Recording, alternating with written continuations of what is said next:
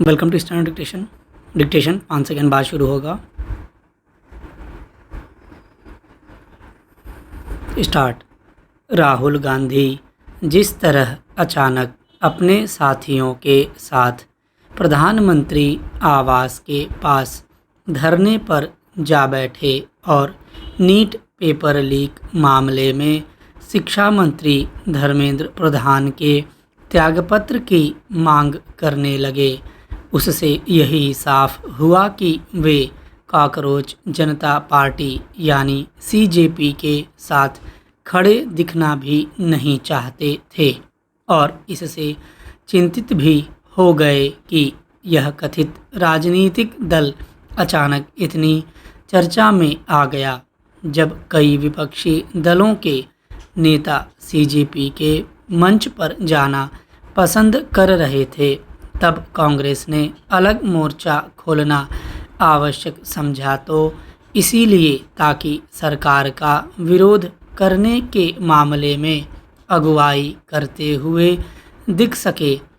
इस पर हैरानी नहीं कि कांग्रेस की यह कोशिश आम आदमी पार्टी को रास नहीं आई और उसने राहुल गांधी पर पीएम मोदी से मिले होने का आरोप मढ़ दिया। यह और कुछ नहीं, सीजेपी के हिंसा भरे संसद मार्च के बाद नीट पेपर लीक कांड को लेकर सरकार के विरोध में आगे दिखने की होड़ है। यह होड़ तब दिखाई गई जब संसद चल रही है।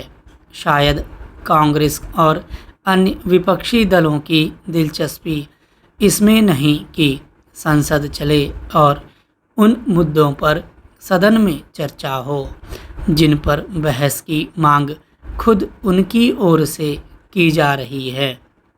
संभवतः इसी कारण राहुल गांधी ने नीट पेपर लीक मामले पर संसद में चर्चा कराने के सरकार के प्रस्ताव को ठुकराना बेहतर समझा। इसके बाद पुलिस के पास उन्हें जबरन हटाने के अलावा और कोई उपाय नहीं था। यदि राहुल गांधी को नीट पेपर लीक प्रकरण में शिक्षा मंत्री के त्यागपत्र की मांग को लेकर धरने पर बैठना था तो अब तक क्यों नहीं बैठे? क्या इसलिए कि सीजेपी इस मांग के साथ जंतर मंतर पर धरना देकर चर्चा में आ गई? क्या अब कांग्रेस सीजेपी के स्तर की राजनीति करेगी? वह तो मुख्य विपक्षी दल है। आखिर उसने जनप्रतिनिधित्व विहीन सीजेपी के रास्ते पर चलना क्यों पसंद किया? ये सवाल यही रेखांकित करते हैं कि किस तरह लंबे समय तक केंद्र की सत्ता चलाने का अनुभव रखने वाली कांग्रेस संसद के बजाय सड़क पर अपनी बात कहना पसंद कर रही है। लोकतंत्र में सड़क की भी राजनीति होती है, लेकिन संसद की कीमत पर नहीं। स्थापित राजनीतिक दलों के लिए तो किसी भी मसले पर चर्चा और बहस का सबसे उपयुक्त मंच संसद है, न कि सड़क। यह शुभ संकेत नहीं कि सड़क और संसद की राजनीति के बीच का अंतर खत्म होता जा रहा है। निस्संदेह नीट पेपर लीक मामले में शिक्षा मंत्री की ही बनती है, लेकिन उनका त्यागपत्र इसकी गारंटी नहीं कि भविष्य में ऐसा नहीं होगा। इसे सीजेपी और उसके समर्थकों को भी समझना होगा। यदि छात्र हित सचमुच उनकी प्राथमिकता में हैं तो उन्हें सरकार से संवाद को प्राथमिकता देनी होगी। विपक्ष को भी चाहिए कि इस मसले पर संसद में सरकार की जवाबदेही हो। जल भराव की समस्या के समाधान के लिए प्रत्येक जिले में डीएम की अध्यक्षता में समन्वय समिति का गठन किया गया है।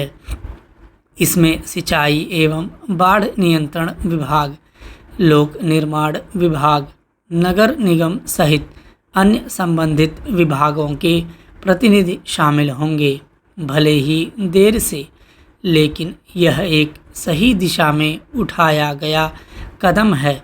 उम्मीद है कि यह समिति धरातल पर काम करते हुए जलभराव से मुक्ति दिलाने के लिए प्रभावी उपाय करेगी।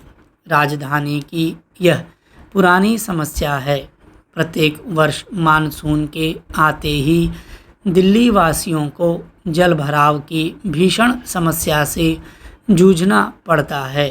यह भी सच है कि मिंटो ब्रिज, रोहतक रोड व ITO जैसे अत्यधिक संवेदनशील स्थलों पर इस बार स्थिति बेहतर रही और जलभराव नहीं हुआ, लेकिन अन्य इलाकों में लोग बेहाल रहे। यदि कुछ स्थानों पर समाधान संभव है तो अन्य क्षेत्रों में क्यों नहीं? इस कारण नालों की सफाई में लापरवाही है, या तो नालों की सही से सफाई नहीं होती या फिर उनसे निकाली गई गाद का समय पर निस्तारण नहीं किया जाता है। नतीजतन तेज वर्षा होते ही वह गाद बहकर वापस नालों में समा जाती है। यदि संबंधित अधिकारी नियमित रूप से निरीक्षण करें तो ऐसी स्थिति पैदा ही न हो। स्टॉप।